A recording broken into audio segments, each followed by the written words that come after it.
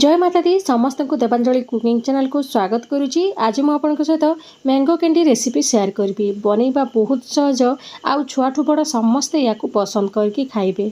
सेमती आपण मैंने मार्केट रू आमला कैंडी मैंगो कैंडी किणुथिबे किंतु आज घरे बनैकी देखिबा केते बढ़िया बनिबो आउ सहजरे आउ पूरा सफा सुतरा करिके।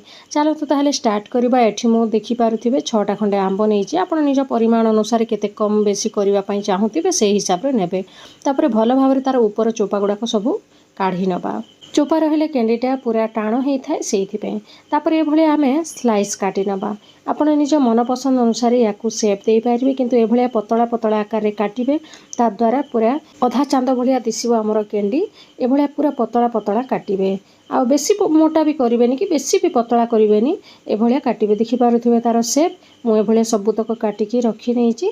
चलतु ये आम पानी गरम करवा। या स्टीम दवाई आम गोटे स्टेनर नहीं जावा जो एमती जाली थी से भाया शाग छाणी आपण पाखे थी ना से भाया गोटे नहीं जावा। आम स्टीम देवा पड़ो या से पानी 1 लिटर खंडे बसई नहीं आउ एभलिया ऊपर ताकू देकी एमती घोड़े देइछि।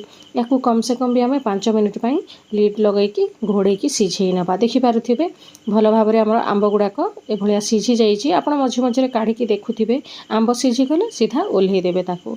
तापर आम गोटे जगार याकू काढ़ी नबा। आउ एबे आमे या ऊपर टिके लुण स्प्रेड करदेबा। टिके लुणिया लुणिया राग मिठा लगे से मुझे लंका गुंड भी एथिरे दे देइछि। आपण चाहिले लंका गुंड को स्किप भी करि पारिबे। तापर आमे एथिरे गुंड करिके चीनी को देबा। सेमती रे गोटा देले टिके शीघ्र मेल्ट हुएनी।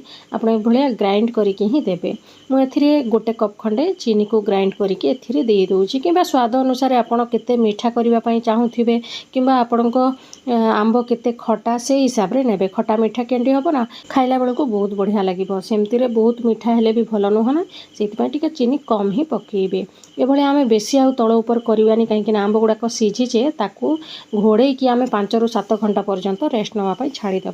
देखो 5-7 घंटा खंडे हो गला कि आप राति भी करके राति सारा भी रखिपारे। भल भाव में देखिपे चीनी गुड़ाक मेल्ट हो सारी। एवं आम या गोटे गोटे करके गोटे बड़ प्लेट्रे सुखेबा कि गोटे पॉलीथिन भी पकईकि आप छात उपर सुखई पारे। भाया गोटे गोटे करके पकेबे ता द्वारा भलसे सुखी पारिबो। देखिपे मु सबुतक एभलिया साइज करी नहीं गोटे बड़ प्लेट्रे या आमे सुखई नबा। देखंतु ये जो पानीटा चीनी आउ लंका गुंड लुणर बळीची या जमारू फोपाड़ेनि।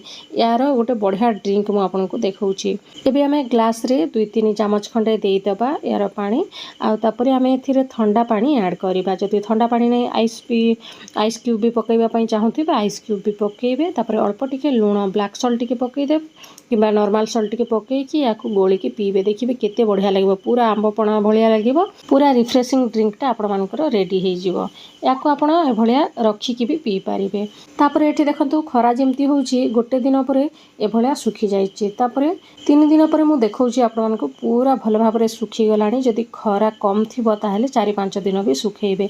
जेतु हमको बहुत दिन या रखिबार अच्छी ना से आपड़ स्टोर करिकी गोटे एयरटाइट डबारे आराम रे 5 ରୁ 7 मास खंडे रखिपारे। जदि आपको लगुच टिके पोक है भाया ताहले आपण आउ थरे खरारे सुखईदेवे किसी हेनी। सेमती या एमती नॉर्मल भी खाई पारे किंतु छुआ मान को टिके मार्केट भाया जिनिस मिलले ही भल लगी थाए।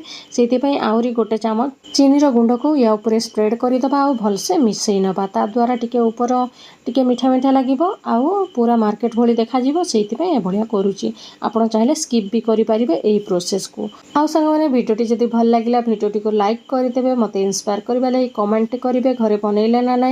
तापर चैनल जदि नुआ अच्छा चैनल को मध्य सब्सक्राइब करदे। भाया नुआ नुआ रेसिपी देखापी भिडियोटी शेष पर्यंत देखि बहुत बहुत धन्यवाद।